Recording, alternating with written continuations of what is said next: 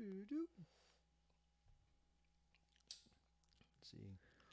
I'm a fan of Darren, so I should see him coming on live. So What do you mean? we should give you that like do like Are we live, pal? we should be live. Laughing jokes now. Keebler's tiny. Oh my god. Do I see us? 1, 2. Oh my god. Oh my god, I see his videos from his past coming up. And I see us from the past. Do I hear us from the past? Hi, future me. You're so crazy. Alright. Hello, future me. Future me confirmed that past me is doing well. So We're live, pal? So that means that hit the record. Oh! The record never gets old, baby. It never does. Episode 69. I'm gonna roll right past the obvious jokes. Yes. I don't fuck with 69 jokes. No. You know what I could fuck with? Why? We could just be 6'9". 6'9"? We could just be Tekashi 6'9" right now. 6'9". Gotta get the rainbow power hair. Never that. Never that. Fuck no. Why? That dude's like a doughy non-fighter. Well, you know, that has nothing to be like that. You don't have to. I can't fuck with him. You don't have to be him. You can just have that style. I do like a little bit of the records. We've been over this. Yes. We did a whole episode where I played a couple 6ix9ine songs for the powerful Big J. Yeah. He was not impressed. No. Fair enough. To each their own. Rest in peace, Lil Tay. Yes. She's forever grounded. More importantly, rest in peace to my homeboy Josh Sukol. We're going to be talking about my man on the podcast tonight. He will be missed. And now, in the wake, in the aftermath of the World Championships, episode 69 is live, motherfucker! Yes. Boom, We out boom, here! Boom, boom, boom, boom, boom, boom, boom, boom. So much to talk about, but we're going to keep it brief because Anthony and I both have early mornings tomorrow. Yes. I'm on 6:30 a.m. Yeah. Strength and conditioning all week long. I usually train at 9. That's early as fuck for me. You don't have to show any empathy. No. I don't really deserve it. But poor Anthony has to be on the road for work. Doesn't mean you have to show We're empathy. gonna go in and out real quick like. Yes. Real quick like. Well, it's like Al Bundy style, like a two pump situation. You know? So there's broad news in the world of jiu-jitsu. Mm-hmm. The World Championships were held over the weekend, really over the course of midweek through the weekend. And I watched more jiu-jitsu on Sunday than Yeah. I've probably watched in the last 2 years combined. Like, really sat and watched for, like, hours. I put in hours. And it felt effortless. It was so fun. Was it because this year was interesting, or did something in you change? I think it's me. Okay. I think it's me, and I was surprised at what I saw in the game. I think I expected to see a lot more of the kind of jiu-jitsu I don't care for, Yeah. and I saw a lot of jiu-jitsu that I love. I saw dudes scrapping on the feet. I saw matches won and lost on the feet, Yeah. which was mind-blowing to me. I didn't know that still happened. I was blown away, and I was also blown away by some of the competitors. And there's a lot of, I feel like right now, American Jiu-Jitsu has a couple different battles going on. Some of them are social justice battles, and some of them are more on the mat, refereeing regulation battles. And they seem to be impacting Americans. You know, like, Keenan Cornelius posted, like, yo, look at this. Same thing happened in another match. It was scored this way. There's a bias going on here, basically. And I agree with him. I watched Keenan's semifinal match, Mm-hmm. and I feel like they screwed him. I feel like that dude sat back for a footlock that he knew he wasn't really threatening, in the hopes that they would give him an advantage, and they did. Yeah. But in the process of that, Keenan came up and got to his feet, right? That should be scored as an advantage as well. If we're just giving away advantages for footlocks that didn't look all that close, Yeah. like if you can wrap it and score, then coming up should score too. And that would have put Keenan ahead in advantage and put him in the final. Yeah. And they were like, nah, white boy, enjoy this bronze. Enjoy this bronze. And I think that sucks. Yeah, that's kind of whack. I think that sucks.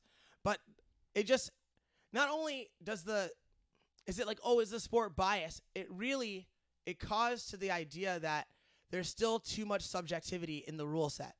Yeah. That's the real problem. Keenan pointed out the word opinion is in the rules. And that's some dicey shit. That's kind of weird. You can't throw words like opinion in rules. Like, the rules are supposed to be structured as either it happened or didn't happen, and that's it. Yeah. Yeah. Like, once you start adding subjectivity, it gets slippery. And maybe that's what they want. Maybe they need it to be slippery. But it doesn't always work out. Sometimes the Americans do too well. Yes. And you can't take it from them. Like, in my weight class, and I always screw his name up, but I believe his name is Mike Buscemi. And he's an American kid, won his second world title. And then a weight class above that, Shane Taylor Hill wins a title, which, because of the way that they structured it, actually happened after Muhammad Ali won a world title. Now, Muhammad Ali won a world title because Leandro Lo's shoulder was dislocated. And people are going to paint that however they paint it. But if Muhammad Ali doesn't sprawl the way he does and drop his hip on that shoulder, it doesn't pop. So I think it's a fair win. Yeah. It's just it's unfortunate that the fight didn't go the way that everybody wanted it to go. Like where these two guys actually really, really get into it, you know? But man, like, damage was done. And one of the purposes of the game is to bring about damage. And so, boom, Muhammad Ali wins. Now, here's where it gets tricky. Shane and Muhammad are both representatives of Team Lloyd Irvin. And a lot of people feel a certain way about Lloyd Irvin's team because of the history of the DC incident involving a young lady and two guys on that team, and even further incidents involving other people on that team and Lloyd himself. And they see these things as like, this is systematic. We can't allow this in the culture. I don't really know how fair any of that is.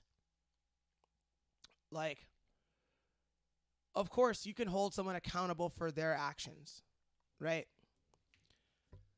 But if I say I want to build a team and I open it up to people who are strangers to me and I bring them into my house and one of those strangers or two of those strangers do something deplorable, is it now fair for you to look at me and say I'm deplorable because I housed these people during the time they made this choice? I don't think that's fair. I don't think so either, because you can't be judged on somebody else's actions. If you did it and then everybody else on your team started doing it, then that'd be fair to say. Now, here's where a lot of people say, well, there's a pattern here because Lloyd had a case against him, but he was acquitted. Like, it's complicated. And now some of those people are calling out Renzo because Renzo congratulated Lloyd on his Instagram story. Yeah. Right? Which is a temporary space, which Renzo's not a dumb guy. Right. He's a bright dude. Yeah. So he played that very slick. Like, he put it in a temporary space. However, screenshots, keep that in mind. But he put it in his temporary space. But he did give props. Right? And maybe that's a cultural thing. Like, there's a possibility that some of these things aren't as big of a deal in Brazilian culture. There's a chance. Because I was surprised at how much cheering I heard when the TLI guys won. I was surprised. Okay. I was under the impression that maybe they were like basically running as heels. Yeah. Didn't feel like that. Okay. So there are a lot of people in the culture who do have feelings about it, But I don't think they made it to the plane ride to get to Long No. Beach because it sounded pretty loud of like support Okay. in there. And I'm not sure that that's inappropriate. I'm not sure. It's fucking complicated. It's fucking complicated because I can't fault a kid like Shane Taylor Hill for something that other people did. I can't do that. Right. What I can do is look at that dude and be like, man, what a performance. What a performance at Worlds. That guy killed it. Yeah. He fucking killed it. And if he's wearing a patch that people don't like, I think as a competitor and as a coach especially, you must look past these things and look at the tactics that get these people where they want to go. Whether you agree with their affiliation with Lloyd or you don't think it's an issue at all, no matter what, you should still be looking at the tactics of a very talented grappler. Same goes for Muhammad Ali. Like, look at these tactics these guys are using and learn from them. Like, I don't spend too much time judging people. I try not to. Right. But it is a fucking dicey situation. So I have respect for both sides of that argument. I can see, especially if you have like personal involvement and like if you've been victimized in some way, you're always going to feel a certain way. Like, I get it. But I'm not certain that it's fair.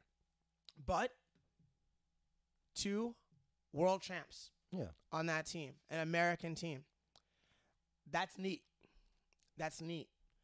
And that is pushing the sport in the direction it needs to go. Now, whether you like their patch or not, just understand the narrative that I'm talking about.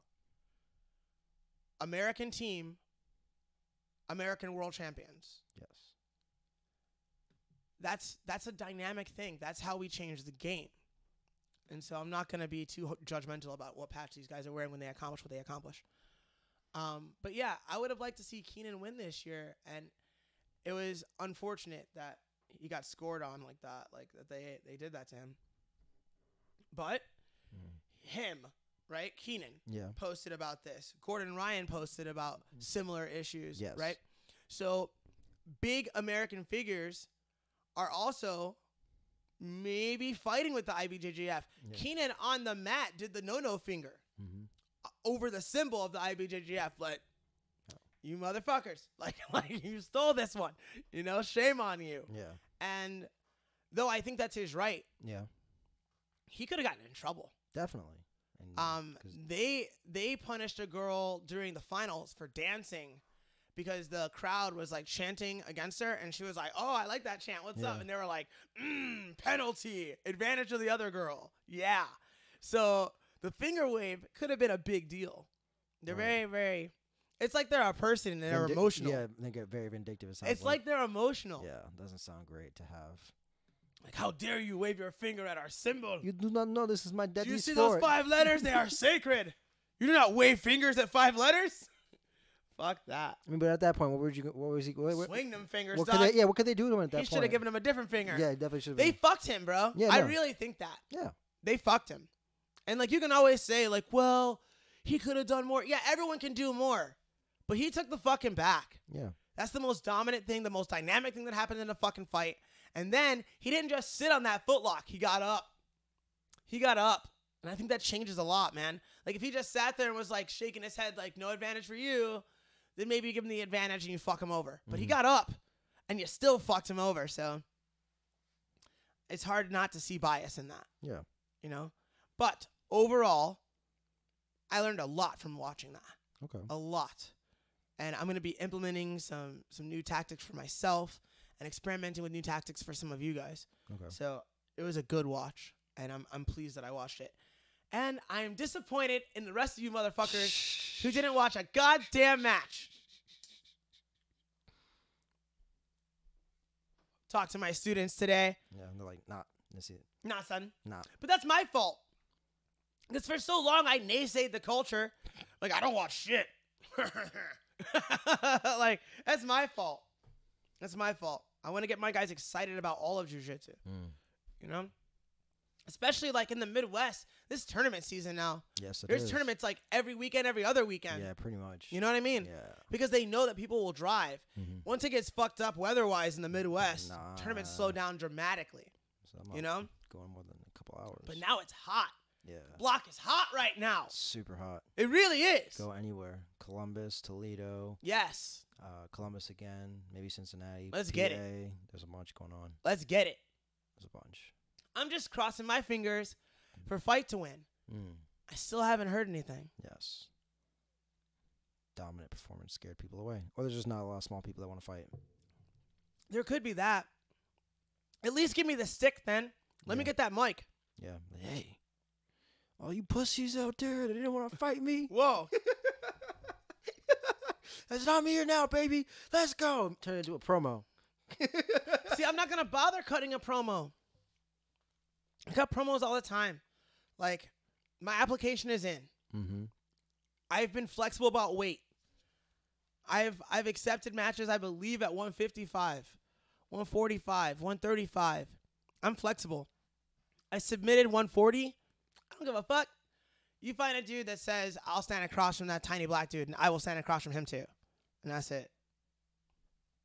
So, Mm. in other news, Other news. Misha Tate's a mother. what? Misha Tate is officially a mother. Aw, Yes, I don't know. I mean, look at the... Cupcake made a person? Let's see. Where was the picture of the baby? What's her man's name? Gives birth to a healthy girl after 67 hours of labor. God damn. Good thing she's a fighter. Yeah. Let's see. Johnny Boy MMA. That's his handle. Johnny Nunez. Oh, she got a new nigga. Yeah. Yeah, not Brian Caraway now. They kicked, Is he cute? Show me a picture. They told him to kick rocks. Oh, I know if she upgraded. Oh, that's an upgrade. See, she got a pretty boyfriend with a little like dimple chin, and she was like, "Let's make people." Brian Caraway, she was like, "You look slightly inbred. I probably love you, but not gonna breed with you." Yeah, give me the one with the muscles and the little dimple chin. let me put this up for the viewers. So Let they me can get see him. this. Let's see. That's much better breeding stock. Let's see. And look at the little baby. Let's bring this over for them so they can see it. Good for you, Misha. Yeah. Congratulations. Johnny I'm just Boy, fucking around. Johnny Boy MMA. Blah blah. But congratulations to you guys. That's wonderful. I'm getting sentimental about babies. Babies, why? I don't know, man. Like there was a woman who competed in the Worlds who had a child recently, and she won gold. And I was like, oh, that's so awesome. And Serena Williams out here trying to win with a baby, carrying around a baby. I'm like, yeah, that's fucking awesome. Yeah, I can't remember. There was like a match, maybe a couple months ago, where a lady had finished her match, got off, breastfeeded her daughter, then got Breastfed. back. Breastfed. I'm sorry. Breastfeed it. No, you're right. You're right the first time. If you're black. I'm trying to She breastfeed it. breastfeeded her baby. daughter. She breastfeeded her baby, and then got back on the match and started whooping some more ass. That's baller. Yeah. That's some Amazon shit. That's the kind of wife I need. You know what I'm saying? Yeah. She's like, all right, I got to do this. This is very important. I love my baby. Now you must die. Yes. That's so dope. You don't want this lady as your baby mama. I'll show you. Why? Not this lady. This black lady. Don't put her on the fucking... What? Not this lady. What you talking about? She got dancing doctor who made rap videos during surgery face. Says nearly 100 complaints from women. You don't want this. Whoa. She made rap videos. She made rap videos while people were unconscious while she was cutting into them. Well, I mean, how inappropriate is that? Let's see this. Wait. Were the surgeries well done? I don't know. Because, like, what if she's that nice with it? She's like, all right. She's like, I got hoes. I do surgeries. I'm out here. Okay, she's not a rapper. Turn this off. This is horrible to watch. You gotta keep watching. No, stop right now. Leave this for the viewers. Leave this for the viewers. Why are you doing this to my viewers? They need to know. They need to know what's going on in life. But she's right around the song right there. When you're asleep and she's like sucking the fat out of your leg. She's sucking the fat out of there, trying to make you more beautiful. That's funny. But were the surgeries botched or were they well done? Let's see. Like, if I get a surgery and it's well done and I come out of there and they're like, "Oh, we made this fucking video while we did your surgery," I'd be like, "What the fuck?" Okay. It's weird. It's weird. But unless something went wrong, I feel like making us think about it is like an attempt to cash in on something. Well, yeah.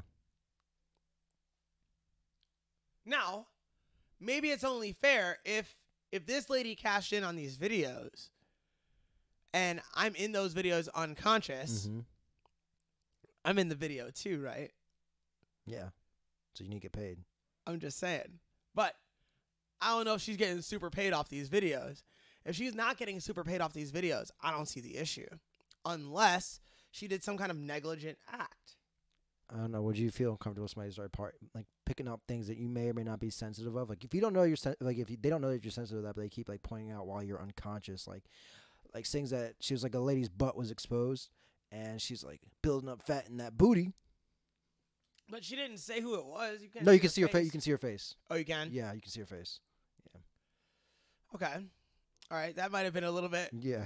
Got a little loose after a few of these videos, but I'm just saying. 100 complaints. Since the first initially it was like 3 people, and then since they like all found the video went viral because news sites picked it up, then like people who were in the surgeries like saw themselves or recognized parts of their body and were like, "That's me. That's my thigh. That's my thigh. That's me. I know this lady." I wouldn't recognize parts of my body if you isolated them. You were like, "Oh shit, that's my leg, dog. That's my leg. I'd be like, that's my left nipple. How'd you know? That's my nipple." I'm not mad at her. I know that from anywhere. I think it's poor judgment. Yes. But I'm not like, burn her at the stake. That's How fine. dare you have fun while doing your job? Crazy black hooker. Like, whatever. But if you're in there fucking butchering people while you shake your ass on YouTube. Yeah. Booty work, booty work, booty. But one would think that would be the complaint. Yeah. Botched work. Yeah. Not shitty videos. Yeah. Just saying. That is very strange though. I don't know. That would be the first thing I want to do is just get loose and start dancing. I'm cutting the people like fillet. Yeah, I don't know. But I would think that just the nature of that job creates a degree of disconnect between like the gore aspects, like you're slicing into people and shit. And so humor naturally softens some of that stuff. So I think it's a natural thing to go to humor while doing that kind of work, or anything that deals with like blood or potential death. You always see people with very dark or odd sense of humor doing these things to kind of break up some of the seriousness. Yes, man. It's hard. So, good luck to the doctor. You might be fucked. Definitely fucked. Well, in this fucking culture, look, if you do something bad or naughty, everybody wants your fucking head now. Yes. Like, they want your fucking dome. So, you can't fuck around anymore. Sucks. It sucks. That's why I'm still going to say, like, my opinions on this podcast, but I'm not putting any opinions on Facebook anymore. Yeah, because of what happened recently. It wasn't just what happened. It's what's always happened. When everybody just comes in and just wants to, I'm going to have an argument on your page because you have an opinion, and this is the most exciting thing that goes on my friends list. And I don't believe that my opinions are popular right now. This is true. I don't believe they're popular, and that means I don't need to shorten my audience before I expand it. Just real talk. Like, I want to just, in every other medium except for this one, I want to focus on jiu-jitsu. Okay. That part of the PG era was correct. That part of it was correct. But not being myself, not using my own true voice was a mistake. Gotcha. But staying on topic wasn't a mistake. And so I'm going to go back to that way of doing shit. So is it just Twitter and podcast? He's shaking his head, yes, people. Correct, sir. And I mean, you might see a thoughty picture on Instagram here and there. It's in the story though. It's not gonna be on. In the story, though. It's not gonna be on. You might see a nip in the story. It's not gonna be in the gram. It's gonna be in the story. Yeah. You might see a nip slip here or there. Like, come on. We gotta set traps. We're young. Exactly. We were told that later, later this evening. We were told, like, hey, you better get it in now. Otherwise, It goes dark. It does. Get it in while you fit in. Which means I gotta shave my head. Shave your head. Just now. You mean buzz it or actually shave it? I don't know, man. It might be time for actually shaving. I don't know. So I'm gonna get the razor to it. Just you gonna polish it. Thin as fuck. It's white girl skinny on top of my head right now. It is thin.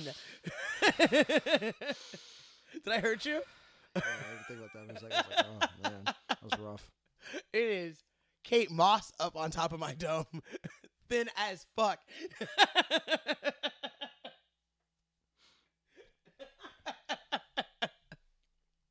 Let's see. Oh my god. That should be a rap lyric. Ooh, I forgot about that. Hairline looking like Kate Moss. Thin as fuck. Thin as fuck. Thin as fuck. But then there's the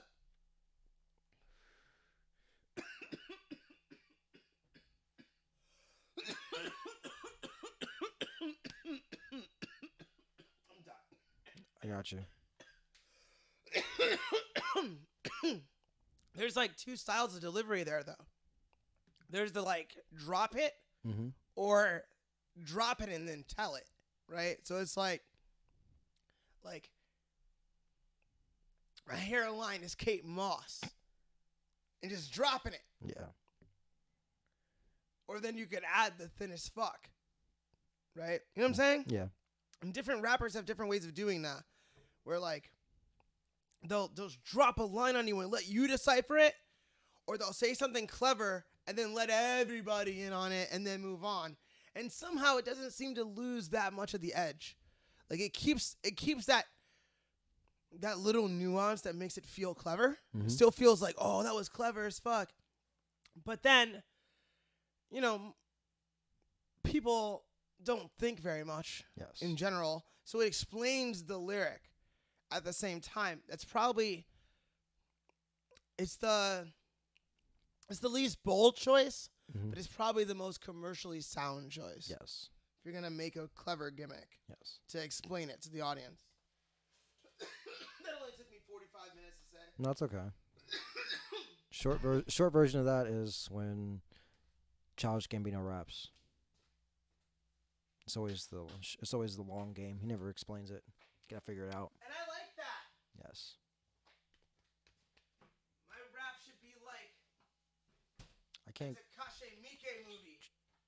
I ain't explaining shit. Just gonna show you what I show you, and you can figure it out or not figure it out.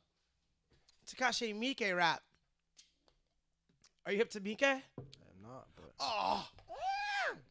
Miike is like my favorite director. He directed Ichi the Killer, Audition, Dead or Alive, Happiness in the Concourse. Dude, some super influential shit in my life. Like, I really feel like Ichi the Killer changed my whole perspective on life. That movie should be seen. If you've never seen Ichi the Killer, fix that. Like, fix your life. Like, do what Daddy Jordan Peterson said and clean your fucking room. And then as soon as your room is clean, watch Ichi the Killer. It's not for the faint of heart, but it's fucking amazing. Audition is also an amazing film. Audition's probably an easier film for people to watch, but it still hits you in the dick. So be ready. But yeah, Miike presents a story. yeah. He doesn't necessarily tell it to you. Does that make sense? Yeah. And I think there's something beautiful about that in terms of filmmaking and art in general. Like, I can present it to you or I can tell it to you. And both have their place. But I'm a fan of presentation over telling. Like, let me decipher it. Let me figure it out. You know, like, but that's what You're like, weird ass nigga. You like some weird ass shit. You know what I'm saying? It's like, yeah, I always bring it back to black people. Why? Well, I'm just because I'm racist. Of course. It's not true. Of course. No, it's because of just the way I grew up. Like the shit that I would like, and the shit that I would notice, like the people around me would like. Like, for example, I think in general, black movies are much more tell you movies than present you movies. Yeah. Does that make sense Yeah. to you? Just like in general, you think of like successful black movies, Mm-hmm. right?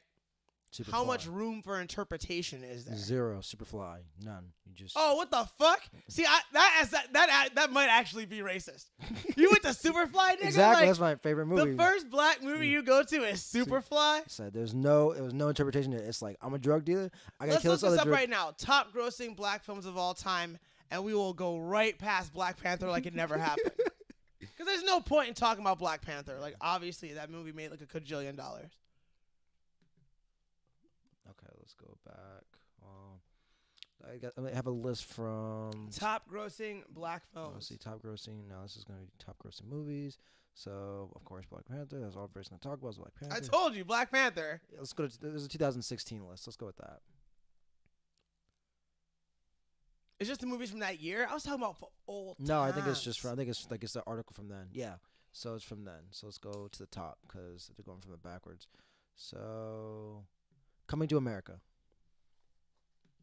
A wonderful comedy. Yes. Straightforward as fuck, though. Yes. I'm an African king or prince and is lying to get this girl's heart. Eventually, she finds out because that's how this works. Wait, slow down. Yeah. Do not explain Coming to America. Why? Don't insult the people. Why? Eddie Murphy, dog. Basically, top Arsenio. 3 are Eddie Murphy. So what else? Dr. Dolittle. Eddie Murphy out here. Yeah. And then Nutty Professor. Okay, And then we got Bad Boys is next. Bad Boys 2, I'm sorry. Then Bad Boys is number 5. Then Nutty Professor 2. Then Boomerang. All right, so Eddie out here killing it. Yeah. If you put Martin and Will Smith in a movie, it'll also work. That's what we learned. Yes. And these are all very straightforward movies. Mm-hmm. The Color Purple. The Color Purple is more artful. Yes.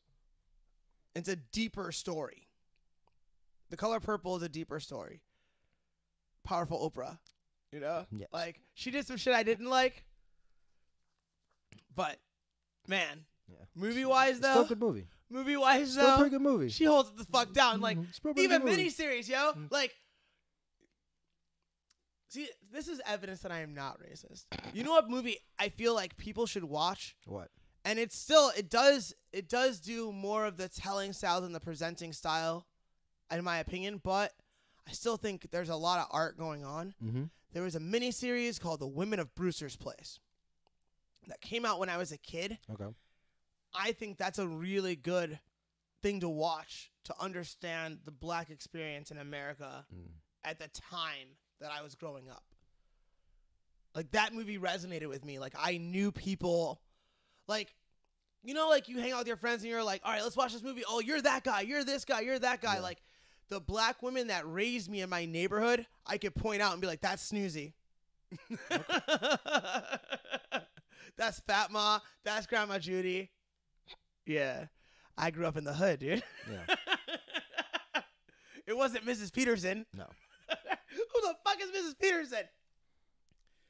Yeah. She's a very nice Jewish lady.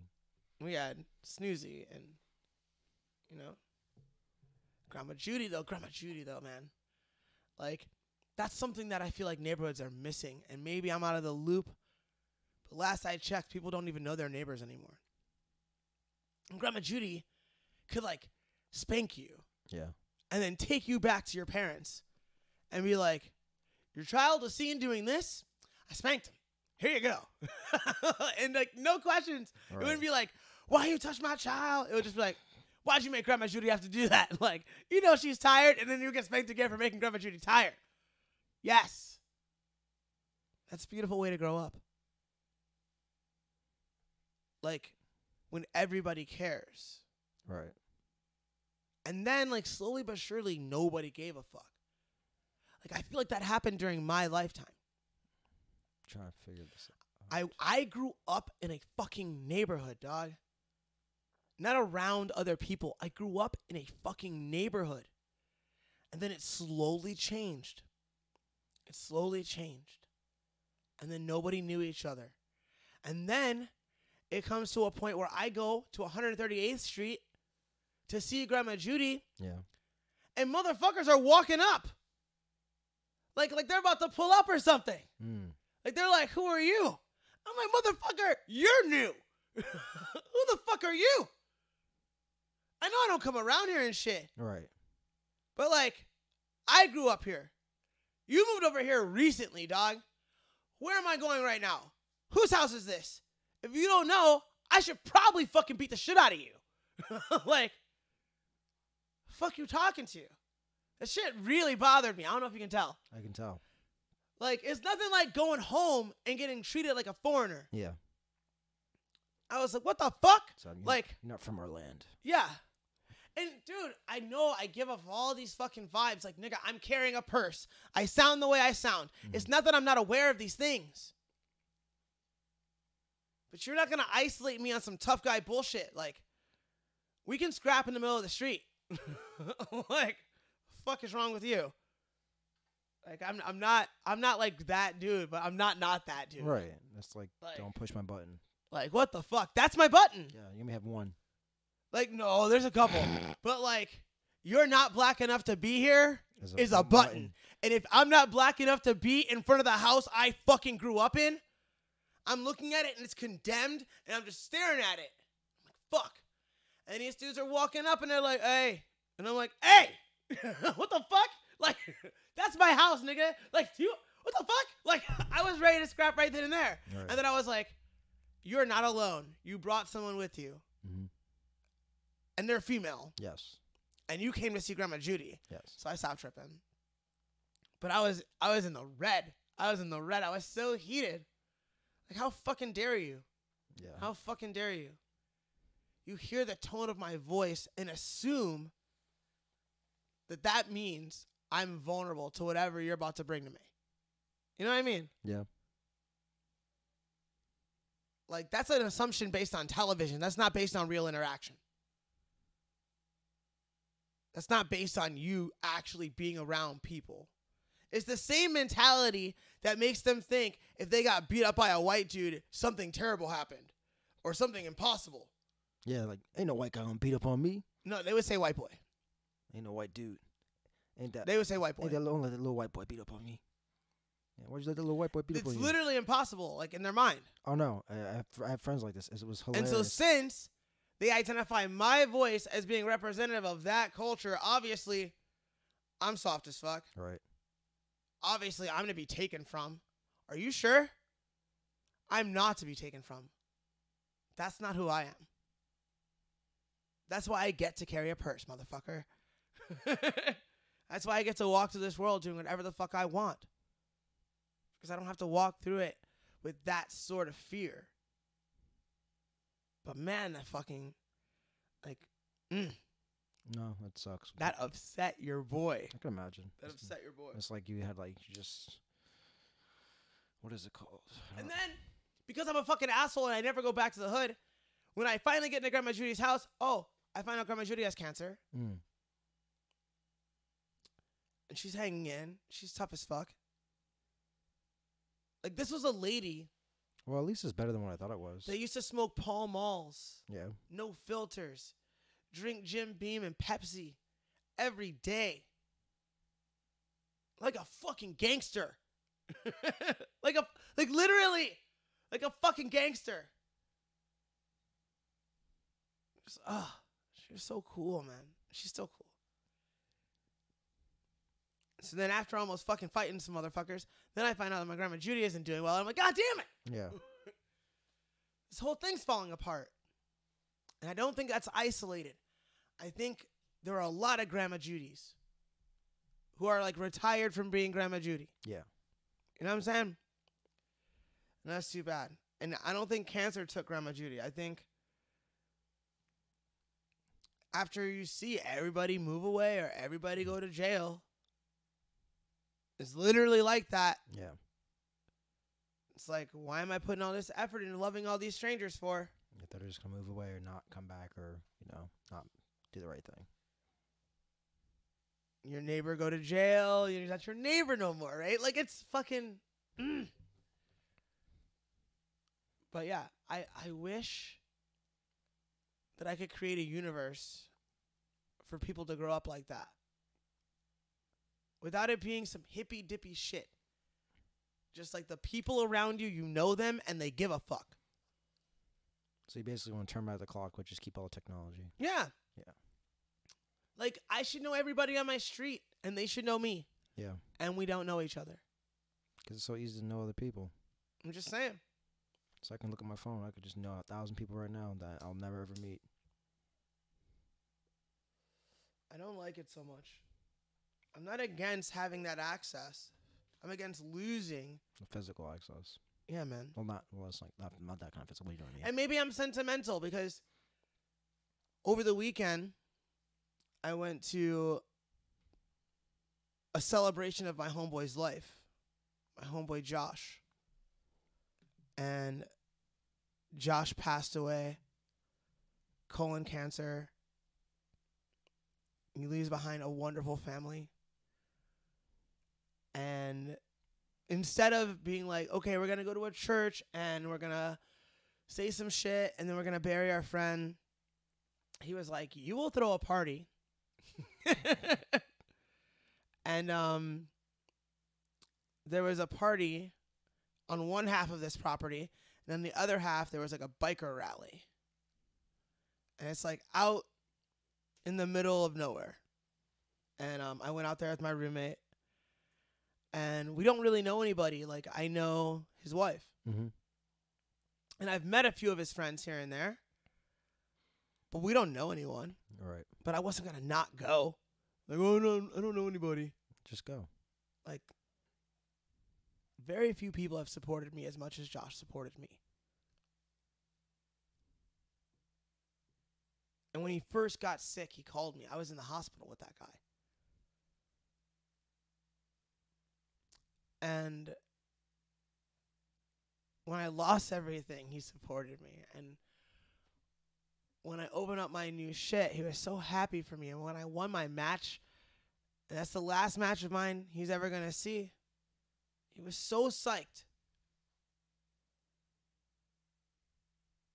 And he had a shit bag with him. You know? Like, yeah.